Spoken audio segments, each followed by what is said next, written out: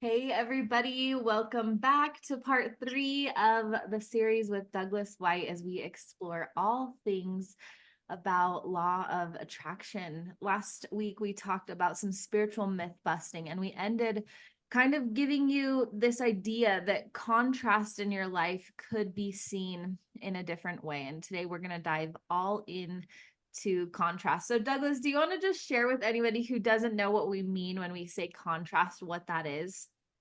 It's any experience that we would deem negative. Mm.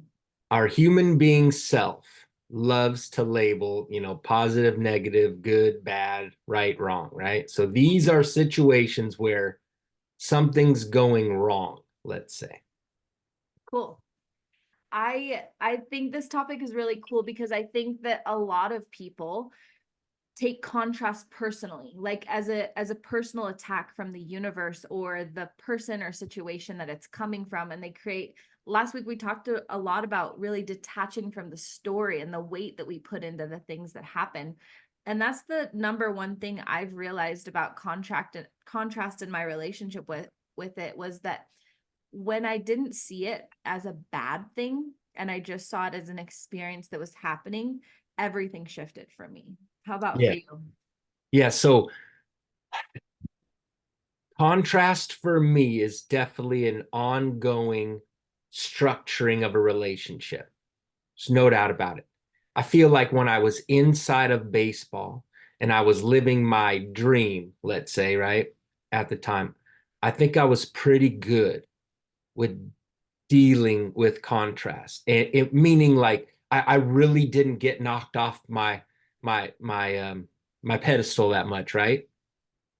And when I chose to step away from baseball, that's when all sorts of stuff started coming up for me. And I really did have to restructure, reframe a lot of relationships for me. And right now, I'm absolutely currently working on the restructuring of contrast in a beneficial way, in a loving way, in an admiring way.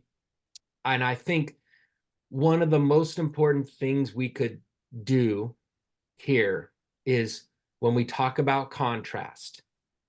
Okay, so we have the definition of it, right? We're going to have the definition, a human being definition, where contrast is anything that happens in our lives that we deem as not good, we deem as negative.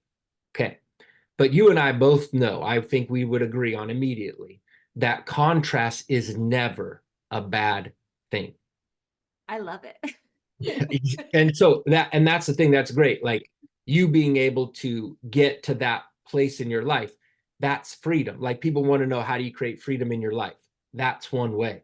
It's repurposing these things that are in our life, these labels that we have that we discussed last time, right? So with contrast, it's understanding, how do we know it's for the benefit of us, it's for us and not to us, and that is the way, that's the lens in which we want to take a look at it from. The funny thing about it is, when you look at it from that lens, it actually feels good, and that's your knowing that that's the real truth. So it's actually when the contrast hits you and you feel bad in any way, whatever the emotional word is, you feel bad, that's not the truth. That's not the benefit. That's not really why it's happening. That's not what's going on. And so we got to figure out from our human brain, how do we sort between what's real and what's illusion? Even though, yes, you're living the physical reality and you'd be like, Doug, well, then how is that an illusion? But I say that in the sense of, what is the benefit of this and how do you get to the benefit of it? And that's the illusion that our mind plays on us, because like you said, you take things personally, you lose a job, you could even lose a loved one. I mean, you could even come down with a disease. I mean, these things are happening all day every day to human beings all over our world. And also at the same time, we do know that those same stories have turned into amazing benefits for those people actually involved in it. I know it's not 100% of the time, but I do know it's often, more often than we know in this world, because the news is not sharing those amazing stories. And so that's, I know I did a lot right there. I kind of went deep quick, but I I think think it's that's the great. big thing. Yeah. I mean, I feel like that's one of the reasons I have such a beautiful relationship with contrast. I mean, I talk all the time about my journey with cancer and being diagnosed as a 21-year-old.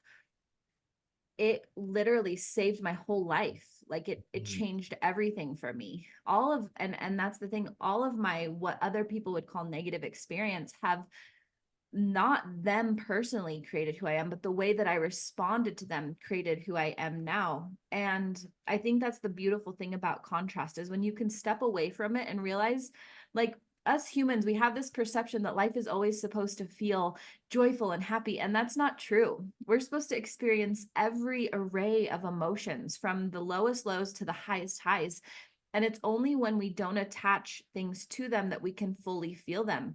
It's being very comfortable with being uncomfortable. And when you can open to those sensations, my capacity to hold pain is so large, which means that my capacity to hold love and pleasure is so large. Mm, And I've mm, developed this knowing that when there is contrast in my life, and it's different with me because I never see the thing as negative.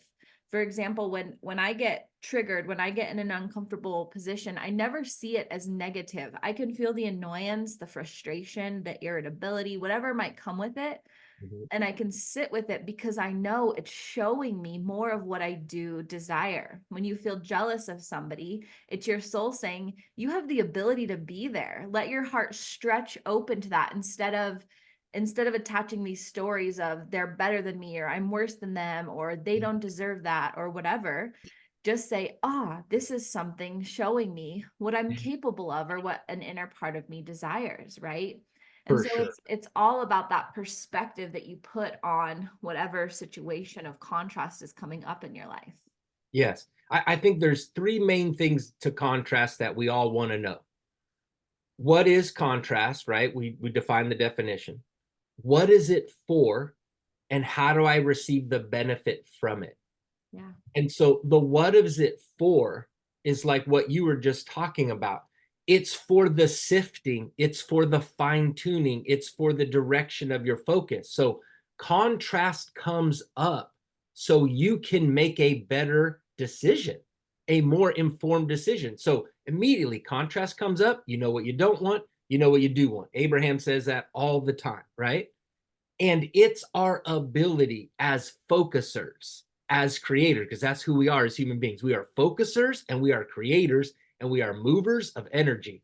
So if you're able to understand this is what I don't want, so I can now understand what I do want, and then I can take my focus and put it on what I do now want, we're good.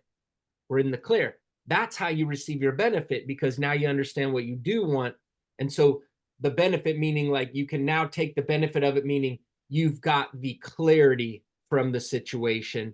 You've taken yourself back into a place of connection, into a better feeling place than you were. So now you can receive those thoughts, ideas, inspirations from the contrast that you were living, and then you head off in the direction that you want. And that's really the big kicker here is when you're in the middle of contrast, how are you handling it? Mm. How are you choosing to take a look at it? Do you want to be right? Do you want to hold the grudge? Do you want the resentments? Do you enjoy the arguments? Whatever that long list is for you, you got to ask yourself, what matters more to me? What matters more to me? Yeah. And that's not an easy decision all the time, especially if this is new to you. Yeah. And I think that one of the questions you can ask yourself when you're feeling any sort of uncomfortable sensation is what am I believing that is creating this sensation in my body? Hmm. Because there's always a belief when there's any sort of uncomfortable sensation, there's always some sort of belief there. And so we can ask that question and then we can ask follow-up questions. So we find that belief, right? We find that what was I believing as the sensation came up for me. Maybe you're feeling like I'm unsafe. This person's going to hurt me, whatever it might be. And so you ask yourself follow-up questions. Am I safe? Well, if your needs are met, and I'm not saying your wants, but if your human needs are met, if you can breathe in air, if you have access to food and water, then yes, I am safe, right? Do I approve of me in this moment? Not does anybody else, not does God. Do I approve of me in this moment? And am I controlling everything I can control, which is usually only one thing, how I'm responding to life. That's really the only thing as humans we can ever control, is how we are responding to life. Responsibility means the ability to respond. So self-responsibility, am I responding to life in a way that's in alignment with me? If you can answer yes to all three of those questions, that uncomfortable sensation almost always dissolves, because it's the stories that attach that create that dysregulation in our nervous system. It causes cortisol to rise within our system and makes everything expand and amplify more. So when we can answer those questions and come back to the centered truth of I am safe, I do approve of me, and I am controlling how I respond to this situation by owning what I'm feeling, then we have this really beautiful peace that replaces that uncomfortability.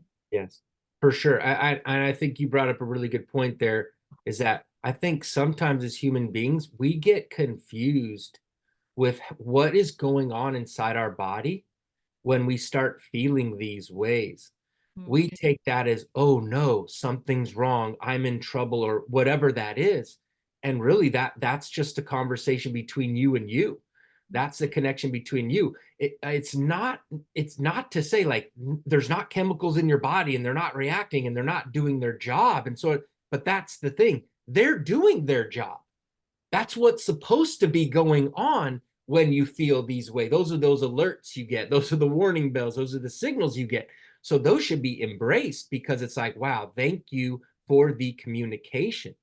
And that's, again, another way to look at contrast from benefit. Not only do I get to make more poignant decisions because of what is going on in my life experience, but now I get to realize that my body's on my side. My body's with me. My body has my back. The same way I would say the universe has your back, and the same way I would say absolutely, positively, without a doubt, your soul has your back. And that's the reason why you're feeling those ways. And that's a great thing. That's a blessed thing that we all get to experience while we're here on earth. And it's just super interesting, like, you know, as physical beings that are mostly non-physical, it's like, man, there's so many great things that we get to experience while we're here. And I'm not even talking about like going out and living real life experiences. I'm literally just talking about the way we get to feel. Yeah. Like, I and you can mean, choose that. You can direct that. How amazing is that? yeah. I think I love the point you just made too, because I think a lot of people don't realize that, like, we are consciousness. And so this lifetime of physicality is that one opportunity we have to experience human emotion. Like, this emotion doesn't exist in other dimensions. And so, like, the ability to feel grief is such a miracle. The ability to feel anger, rage, frustration, fear. These are absolutely beautiful experiences that we get to have. And that's why I call them experiences, because that's what they are. And when you can see every feeling as an experience, right? It really allows us to see it with a different perspective. And everything you just said leads us back to the very first episode we did, where we use those sensations and feelings as a guidance system to come back to what's happening and what we desire. Yeah, I love that you just said that, because this is the exact reason why we decided to do these 3 episodes, is because we wanted to get people that full understanding of universal law of attraction. Like, it is not what you see on in your social media things with like, how do you manifest as much as you can? Like, again, we love that. We think that's cool. And you should go manifest your brains out. However, there is a way of being to it.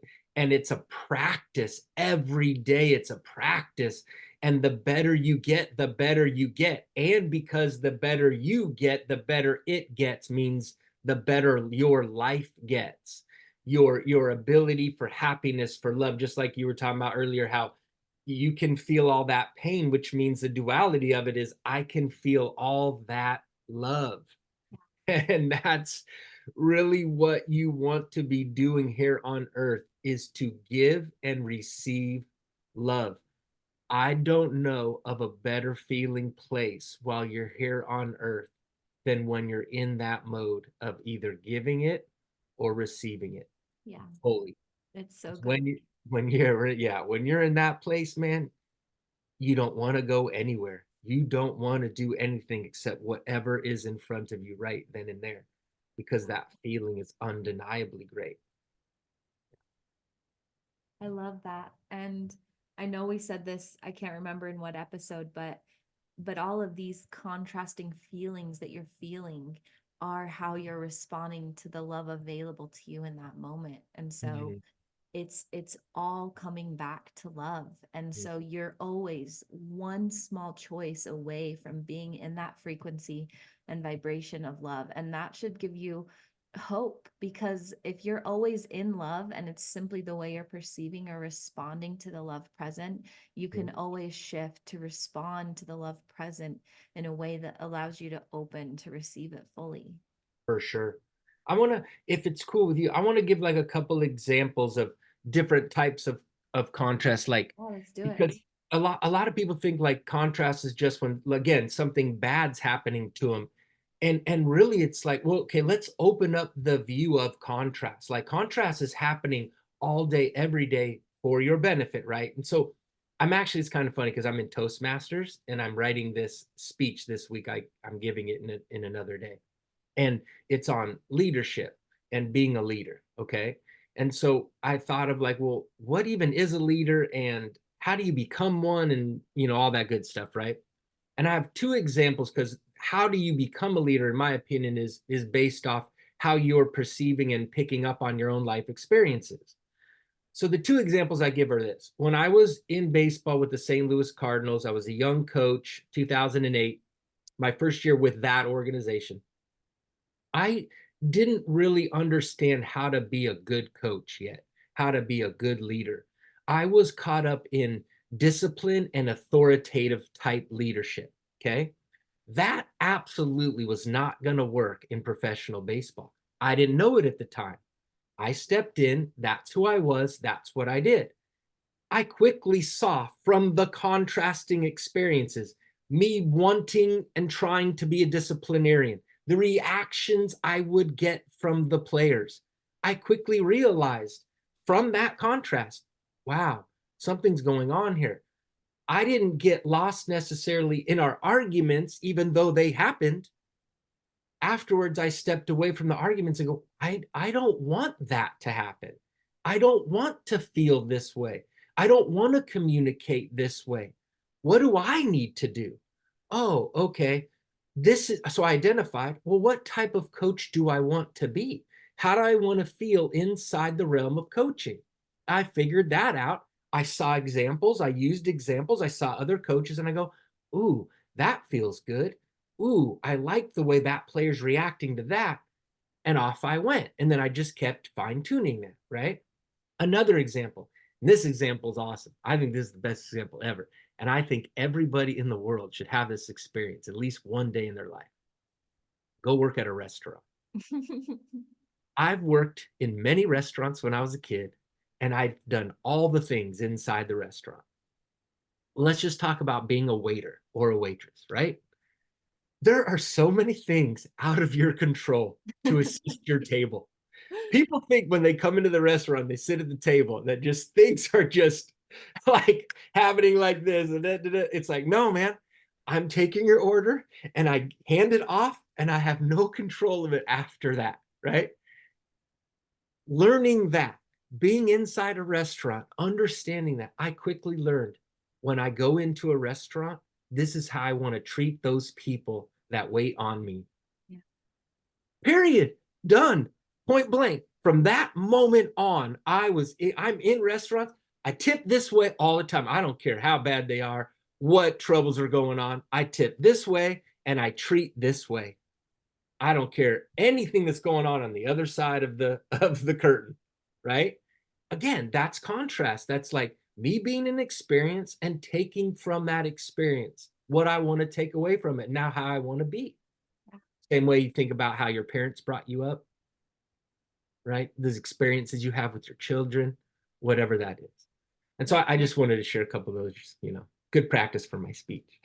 I no, I love that. I think it's really powerful. And I mean, it gives us this ability to ask in every single experience, what am I learning about myself here? Right. Mm, And this question allows us to move into different spaces. And I know it's hard when there's another person at the other end of that.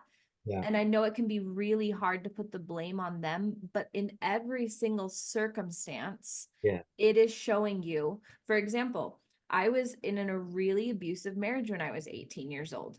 I could have put all of the blame and just been angry and victimized my whole life. But instead, I said, what did I learn? I learned how I never want to be treated again. I learned the kind of father I want to have for my kids. I learned the strength I have to be able to rise up and do something on my own.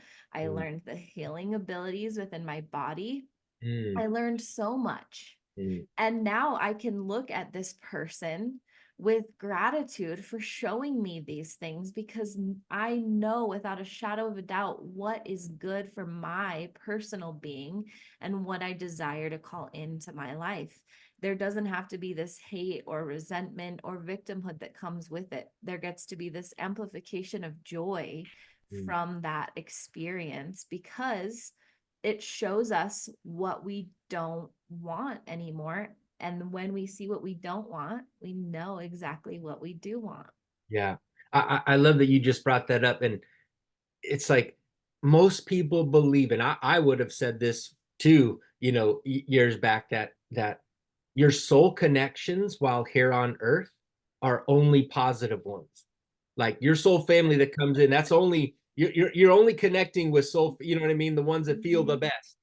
And really, what I'm understanding, what I've heard, is that some of the ones that bother you the most, that take you out of your mind, those are soul connections also, because they make it so obvious for you to identify what you now want, or who you now want to be, or how you now want to show up, so on and so forth. And so, just like you said, it's thanking, appreciating, being grateful for those soul connections as well. And I've had several of those as well in my life. I mean, if you think about it on the bigger scale of love, the amount of love, like just, I mean, me as a mentor, I have some of the hardest conversations with the clients I love the most because I never want to see them hurt. And if you think of yourself as these souls making these contracts and you say to someone, I love you so much Mm, that I'm going to meet you here on earth and I'm going to mm, show you this really dark side of myself and you're going to hate me and I'm going to take all of that hate mm. because I love you so much. I want to show you the love that is possible on the other side of that. That is an incredible frequency. Yeah, And it's hard when we're in the human experience, when we're like the trauma is real, the pain is real. Like we aren't denying that. But when you zoom out and see this bigger perspective of the things that you've learned and taken away, it's like, damn, that is an enormous amount of love to be able to have that contrasting of a relationship, knowing when we go back into consciousness, we're all that one unified connection again. That was an incredible thing for them to do. for sure. And the best part about it is, like, while we're here on this earth, if we can get ourselves to see it that way, to appreciate it that way, it's feels so good. It's so releasing. It's so forgiving. It's, again, it's ultimate freedom. And there's a reason why it feels so good, because it's like it's that's what non-physical is all about. That's how they're seeing everything anyways. It's all through the eyes of source. It's all through the frequency of love. And so, again, as a physical human being, when you reach that place, no matter what the subject matter is, no matter what has happened, that's the freedom in that. That's the benefit of it ultimately. So after like diving into contrast, how are you feeling about contrast in your relationship with it? I mean, again, like these conversations for me are so beneficial because it allows me to go all in on the feeling when we're talking about it. And I remind myself what the true story is about contrast. Yeah. And so there's no doubt about it right here in this moment. I feel very good about contrast. And it sometimes makes me eager to just go and sit and write about, okay, where's this contrast been? Because I really want to find the benefit of it. I'm eager to be, I'm excited to get to like, oh, cool. I found that nugget. I found that nugget. I found that nugget. Because that's really what part of what life is about, is finding all the nuggets. So yeah, I feel pretty good about it right now. I love that. And I want to share with you guys too. I'm not going to go into the story because I haven't really sat with it myself, but I think this is really important for you to realize. So before Douglas and I started this recording, I got triggered by something with my family. And what I did was I allowed myself to feel it fully. And so in the process of that, and the knowing that I have of this is coming from love, this is teaching me something, I'm going to let these emotions amplify in my system. And even throughout this conversation, having the awareness that it was there within me, I never once tried to force myself not to feel it. And that's not what contrast is about. It's not about getting rid of the feeling. I sat in gratitude. And as all of the different things came up in our conversation about love and soul contracts, I deepened that gratitude for this experience that I was having and feeling. And it's from that that when it's time today or tomorrow or next week, and I'm ready to release this feeling of contrast, that I'll be able to bring it deeper into my body and alchemize it into more of the energy that I desire to feel. And so I want you to realize that as we're speaking about this today, in no one of these episodes did we ever mention getting rid of that hard feeling. We really encouraged you to fully feel it, notice why it was there, and then choose something different if that's what felt aligned. And I want you to remember that going forward, because if you walk away from this in that fear of contrast or wanting to get rid of the contrasting feelings, what you're doing is you're compressing them. And when you compress them, they build up and build up and build up inside of your system. We want them to amplify and take up space so that when we can really utilize that energy, because it's all just energy, we can utilize that energy to create more of the frequency we desire to feel. Yeah, I love that. I think that's a perfect way to end it. Yeah. Thank you guys so much. I look forward to hearing everything that you took away from this series. Douglas and I have some more treats coming your way soon, so stay tuned for that. And thank you, Douglas, for being here for these 3 yummy episodes. Yeah, thank you so much for having me. I've enjoyed it immensely. All right, guys, have a beautiful week. As always, breathe deep and plan on miracles.